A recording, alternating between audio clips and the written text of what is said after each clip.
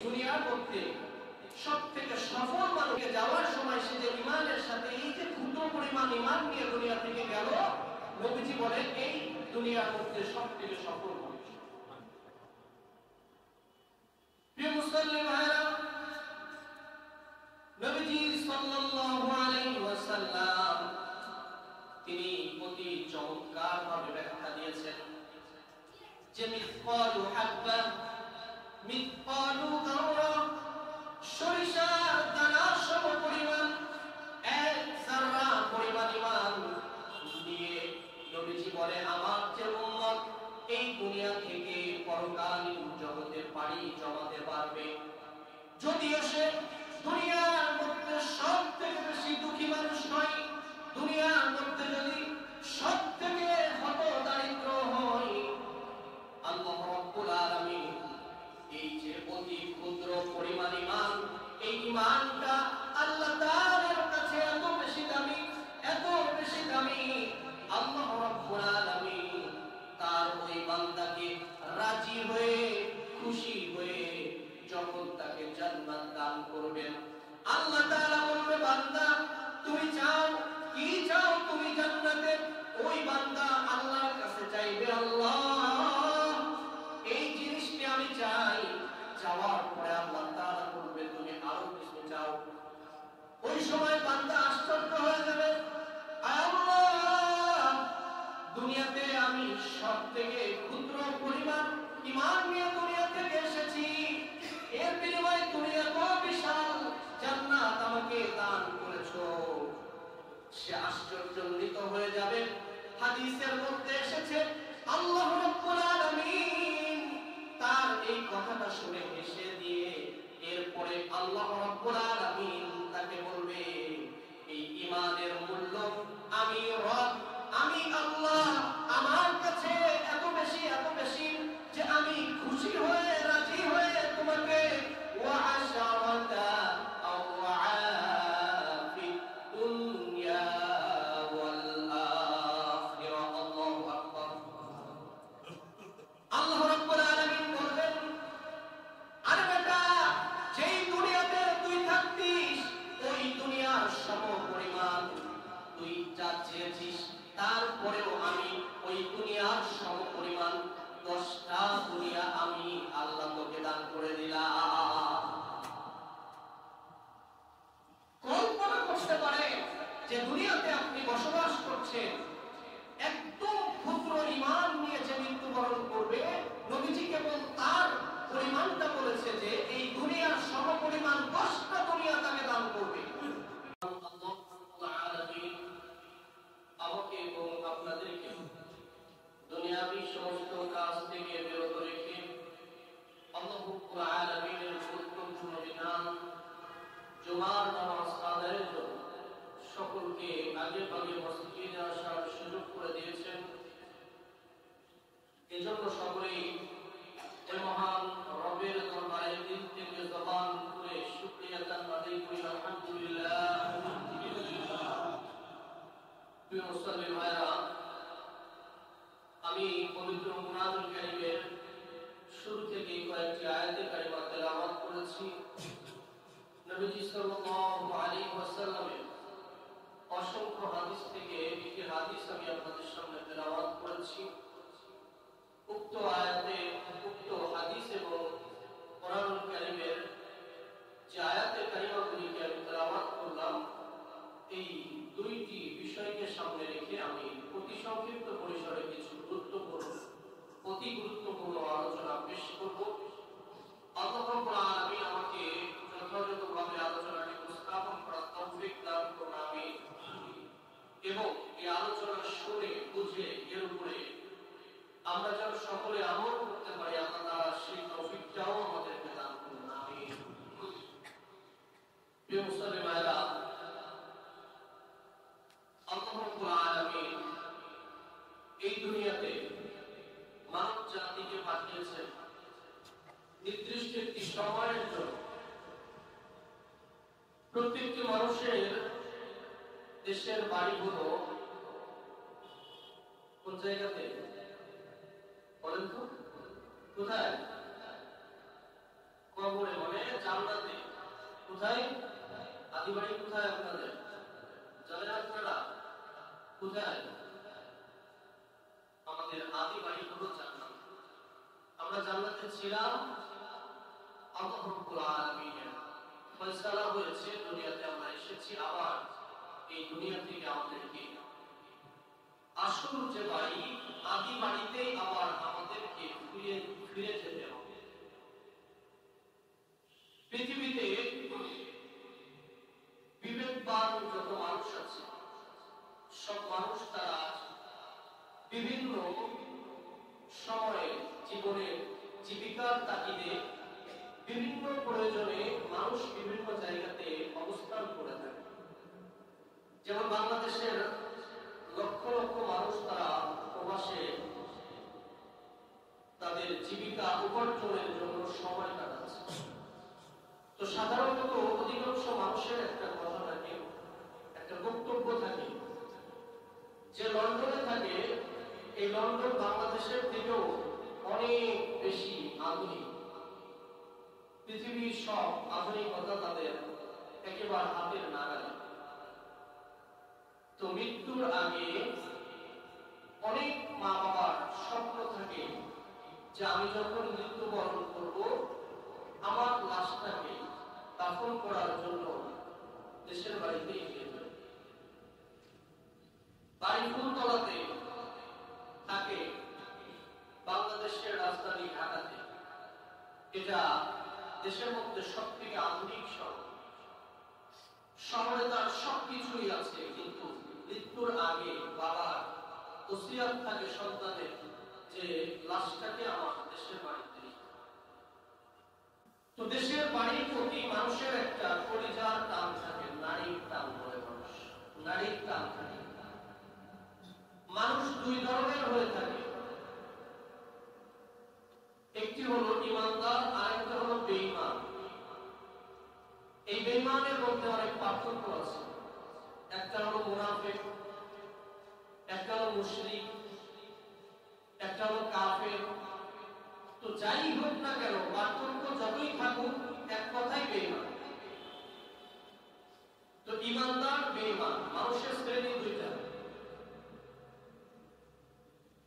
তো যারা প্রকৃত মুমিন তারও একটা নারীর টান আছে। তার এই নারীর টানটি হলো জান্নাতের যে বাড়ি, সে বাড়ি। এই জন্য মুমিন সে তার সফলতা বলতে ভিন্ন কিছু বোঝে, আর দুনিয়াদার যে সে তার সফলতা বলতে ভিন্ন কিছু বোঝে। যদি উদাহরণ দিয়ে বোঝায় তাহলে আপনাদের জন্য বুঝতে সহজ হবে। দুনিয়াদার যে, আপনি পৃথিবীর কোন দুনিয়াদারকে যদি জিজ্ঞাসা করেন যে ভাই আপনার ভাষায় পৃথিবীর সব থেকে সফল মানুষকে, যদি দুনিয়াদার তুলনামূলক তার দুনিয়া বিশ্ব সম্পর্কে কোন নলেজ থাকে, তাহলে সে চিন্তা ভাবনা করবে যে পৃথিবীতে আসলে সফল মানুষকে। চিন্তা ভাবনা করে সে বলবে যে পৃথিবীতে বর্তমান সব থেকে সফল মানুষ যে, তার নাম হলো ইলন মাস্ক, যার বর্তমান সম্পদের পরিমাণ হলো 163 বিলিয়ন মার্কিন ডলার। বাংলাদেশ একটা দেশ যার 24 সালে রিজার্ভ ছিল 25 বিলিয়ন ডলার। আর সে একটা ব্যক্তি, তার সম্পদের পরিমাণ কি পরিমাণ? তো দুনিয়াদার সে গবেষণা চিন্তা ফিকির করে এটাই উত্তর দিবে যে দুনিয়ার সব থেকে সফল মানুষ হলো ইলন মাস্ক, কারণ সে পৃথিবীর সব থেকে ধনী মানুষ, পৃথিবীর সব থেকে বেশি সম্পদের মালিক সে। তো তাহলে এটা থেকে আমরা যা পেলাম তা হলো দুনিয়াদার যে, তার কাছে দুনিয়ার দিক থেকে বেশি সফল যে, সেই হলো দুনিয়ার সব থেকে সফল মানুষ। আমার কাছে যদি বলেন আপনার কাছে সফল ব্যক্তি, আমি কোনো টেনশন, কোনো প্রেশানি, কোনো চিন্তা এগুলি না করেই এক মুহূর্তে যে উত্তর দিব তা হলো পৃথিবীর সব থেকে দারিদ্র মানুষ যে একবেলা খেয়েছে, কোন মানুষ তাকে সে খাবার খেতে দিয়েছে, দ্বিতীয় বেলা খাবে সেই সামর্থ্য তার নাই, ক্ষুধার তীব্রতায় সে ব্যক্তি মারা গেল।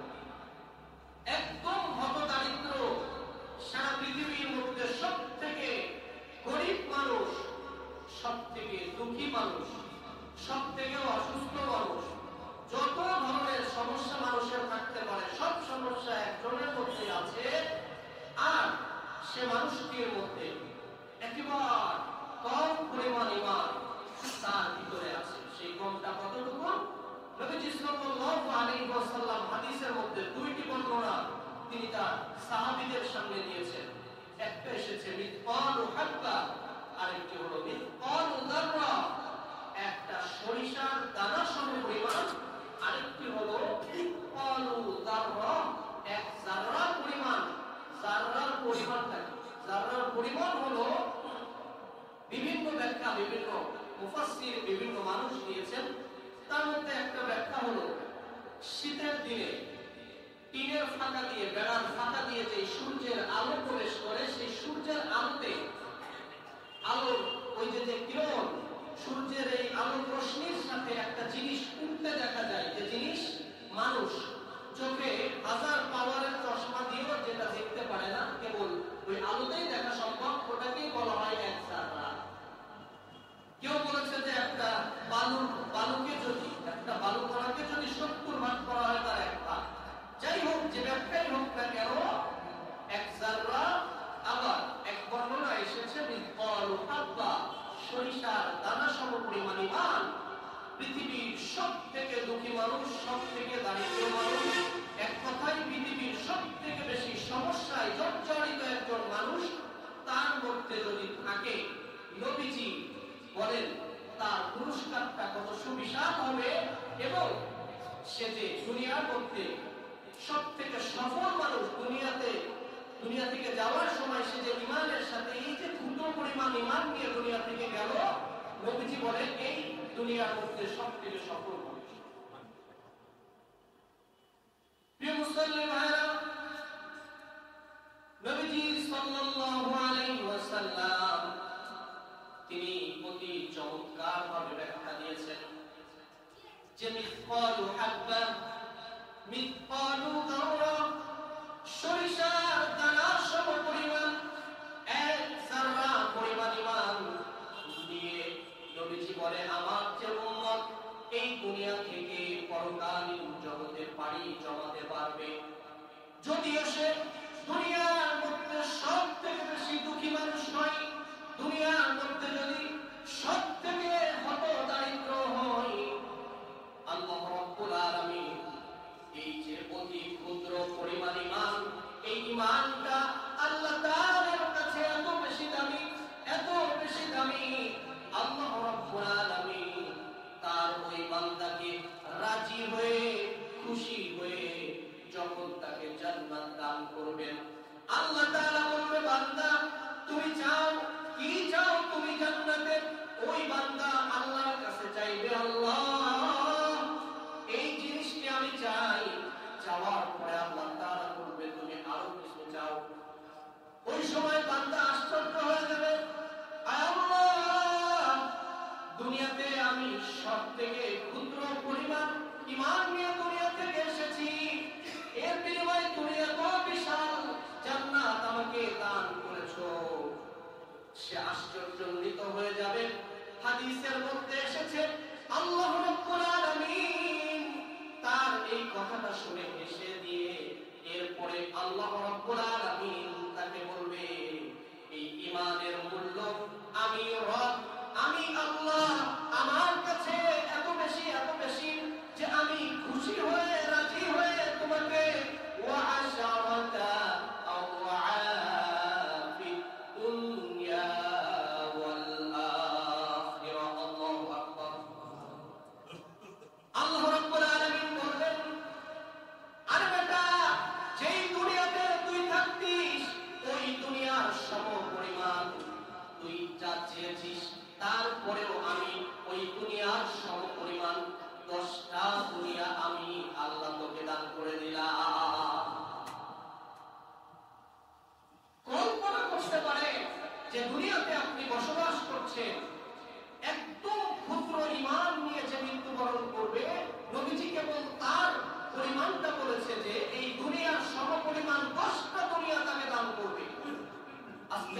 বিজ্ঞান কত উন্নতি, আর আমি খাবো না।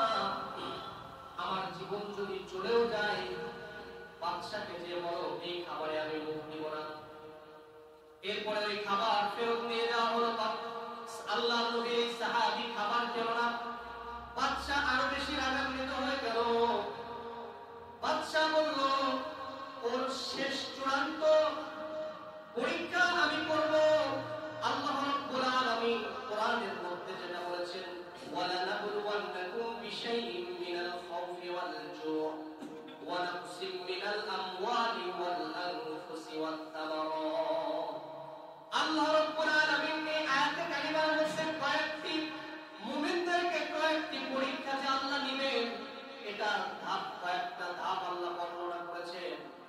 এই সাহাবীকে চূড়ান্ত পরীক্ষার জন্য মাঠে আনা হলো। তার সাথে যেই সাথী সাহাবীগুলি ছিল তাদেরকেও আনা হলো। বিশাল একটা ডেকচির মধ্যে গরম তেল গরম করা হলো। তেল গরম করার পরে ওই সাহাবীর সামনে একজন সাহাবীকে ওই ডেকের মধ্যে নিক্ষেপ করা হলো। দ্বিতীয় নম্বরে ওই আল্লাহর নবীর সাহাবীকে বলা হলো, এখনই তোমাকে ডেকের মধ্যে নিক্ষেপ করা হবে, সময় আছে, এখন ঈমানটাকে ছেড়ে দাও। এখন যদি তুমি ঈমানটাকে ছেড়ে দিতে পারো, যেই শর্ত আমি দিয়েছিলাম, রোম সাম্রাজ্যের অর্ধেক তোমাকে দিব এবং সাথে সাথে আমার কন্যাকেও তোমার সাথে বিবাহ দিব, এই শর্তটা এখনো পর্যন্ত তোমার জন্য চলমান। আল্লাহর নবীর সাহাবী দুই চোখ দিয়ে পানি প্রবাহিত করে দিলেন। রোম সম্রাট এই দৃশ্য দেখে মনে মনে চিন্তা করলো, আল্লাহর নবীর সাহাবী নিশ্চয় নরম হয়ে গিয়েছে, এখন হয়তো সে ইসলাম ছেড়ে দিবে। যখনই এই চিন্তা করে বাদশা প্রশ্ন করলো, এত কষ্ট তুমি কেন করলে, আগেই তো ঈমান ছাড়লে হতো। তখন আল্লাহর নবীর সাহাবী পাকের মতো হুঙ্কার দিয়ে বলল, তুমি কি মনে করেছো আমার চোখের এই অশ্রু এটা ভয়ে বের হচ্ছে? আমার চোখের এই অশ্রু এজন্যই বের হচ্ছে, আমি এই কঠিন পরীক্ষার সময় আল্লাহ তাআলার কাছে কামনা করছি, আল্লাহ আমাকে যদি একটি জীবন নয় এমন শতটা জীবন আমাকে দান করতে, আমি তোমার দিনের উপরে যে আছি এই দিনের জন্য এমন শতটা জীবন আমি তোমার জন্য কুরবান করে দিতাম। তবুও যে ধর্ম, যে বিশাল নিয়ামত তুমি আমাকে দান করেছো, এই বিশাল নিয়ামত থেকে এক মুহূর্তের জন্য আমি পিছপা হতাম না। একটা মুহূর্তের জন্য আমি এই নিয়ামতকে ছেড়ে দিতাম না। কি আজীব বিষয়, কি বিরাট পুরস্কার! সেটা তো একটু আগেই শুনলেন যে এটা তো উচ্চ স্তরের ঈমান, তাদেরকে কি বিশাল বিনিময় আল্লাহ পরকালীন জগতে দান করবেন। আর আমাদের অবস্থা আজীব ব্যাপার।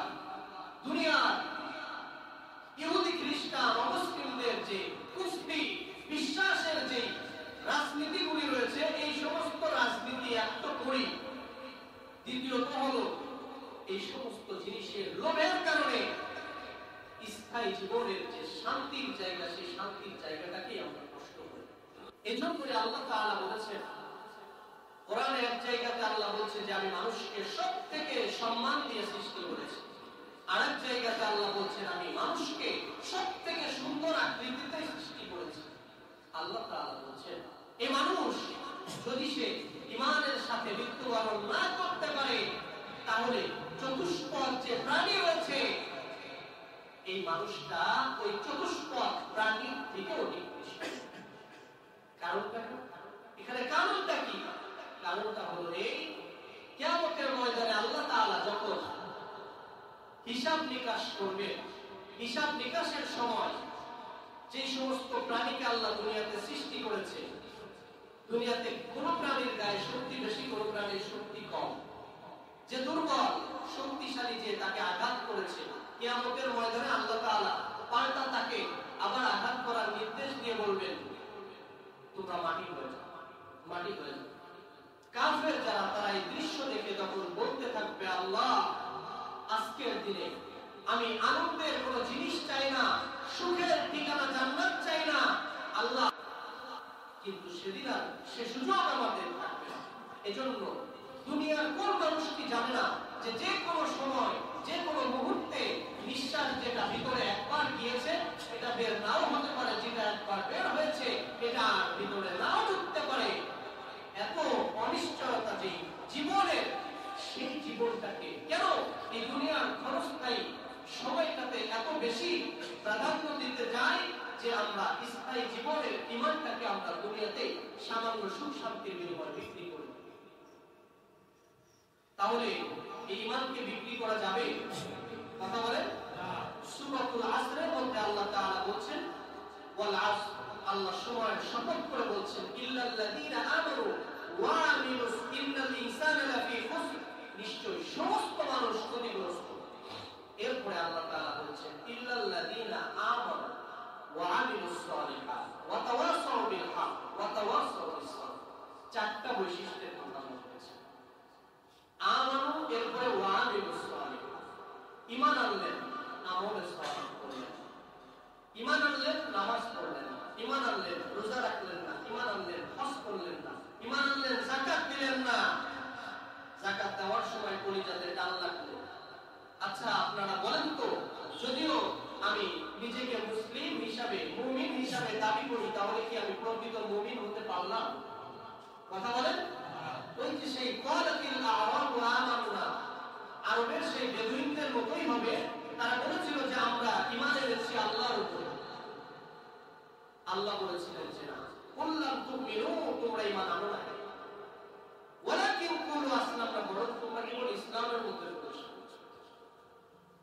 তো দেখেন, এই জন্য আমাদের ঈমানের উপরে অটল এবং অবিচল থাকতে গেলে এই কথা কোনো সন্দেহ নাই যে ইসলামের বিধিবিধানগুলি শুনতে হবে, জেনে এরপরে সেটার উপরে অটল অবিচল থাকতে হবে। যদি এই মূলনীতির উপরে থাকতে পারেন, আল্লাহ তাআলা সবাইকে ঈমানের সাথে মৃত্যুবরণ করার তৌফিক দান করবেন ইনশাআল্লাহ। আল্লাহ তাআলা আমাদের সকলকে আলোচনাটি বুঝে শুনে আমল করার তৌফিক দান করুন। আমিন।